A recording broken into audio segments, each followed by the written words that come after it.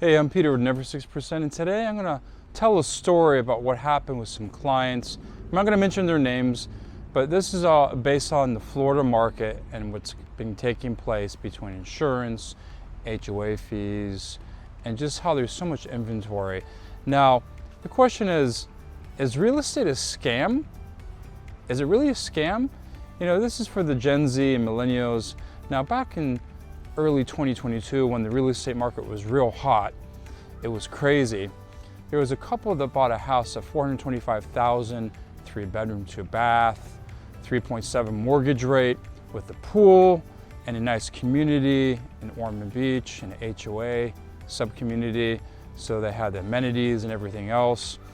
And this is where the story starts. Now, by all means, this couple that bought this house, they make together roughly around $160,000, so they do pretty good. And of course, the reason behind buying a home traditionally is because you want to have an investment. You have your nest egg, you have built-in equity. Maybe later on you want to take a loan out, or you want to sell the house and make a profit. That's the whole point of having real estate, besides living in it.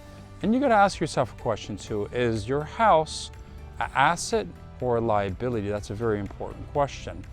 You got to factor in your insurance, your taxes, your HOA fees, in this case in the sub-community, assessments.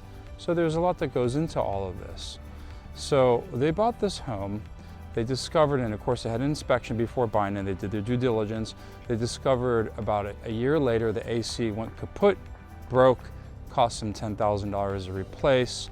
And then a few months later, after the AC broke, they discovered this major leak in the pool that cost them thousands and thousands of dollars. So besides those things that took place, they're still paying their taxes, they're still having the upkeep and maintenance and repairs on the property, and they had an assessment within this community.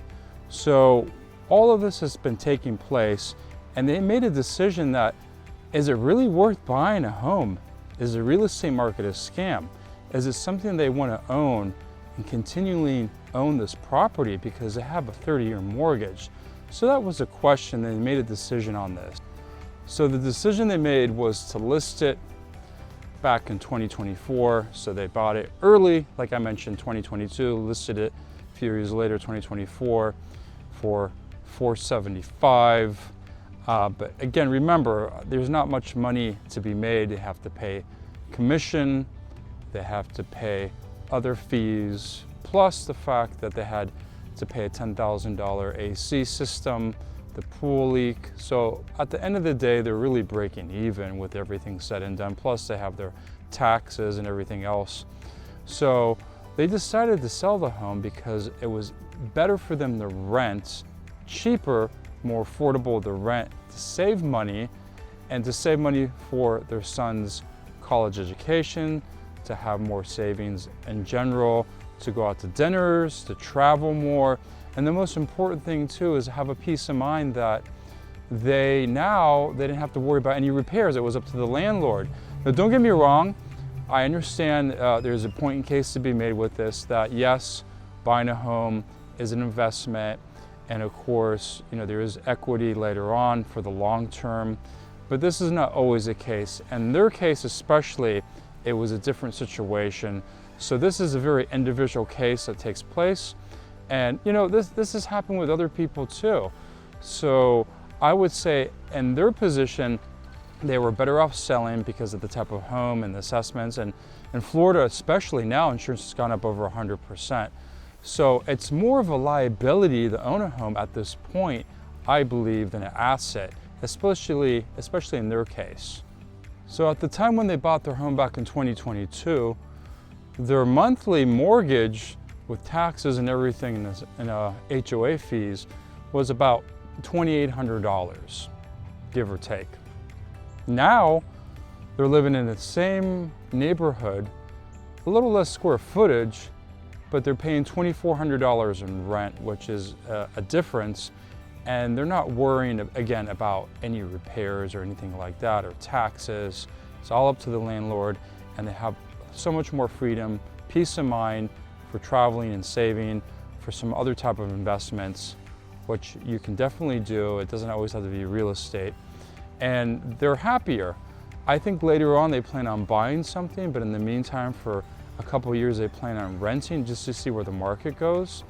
And I think that was a smart decision on their behalf, because it was really the home that they bought, and a lot of these homes, it turned out to be a money pit. And it's unfortunate because Florida is a beautiful place. I love Florida. I promote living here in Ormond and Daytona and around Florida. I'm originally from Miami myself. But in their case, and what happened, it was just not making sense, the numbers. And I think nowadays, that's with a lot of people, they feel that way. It's not making sense to them, especially in the condo market. What's going on with these HOA fees is just outrageous, and they're losing money. I can speak for myself. I also lived in a condo and I sold it last year. I'm very happy for that. And I got out just in the nick of time because the market has changed dramatically. And I think there's a lot of people that feel the same way, especially coming in the hurricane season. I got very stressed with that. So going back to this couple, they're happier off renting. Again, they could easily afford something with their income, but they decided to take this approach and wait and see where the market is going based on their needs and their lifestyle. And I don't think it's the wrong way of looking at things, especially with how things have been. So again, they're saving money. I get it. They don't have built-in equity. People say, well, when you're renting, you're throwing your money down the toilet, which there is some truth to it. But you know, right now, maybe that's not the case. Again, going back to reiterate, insurance, costs of living, inflation, HOA fees, assessments, they just got tired of it. And of course, between the pool and the AC, they told me it was almost $20,000 they spent between the leak and the AC. So what were they really saving? Unless you're in it for the long term, for 20, 30 years, then it might make sense to continue living and paying fees and repairs and owning a home. But if you're looking for something to have for a few years and sell in this market, it might not make sense. You need to double check the numbers. Thanks again for watching this video. If you have any questions, please let me know. Please subscribe, and I'll be happy to answer anything you have. I'm going to leave my number on the screen. Have a great day.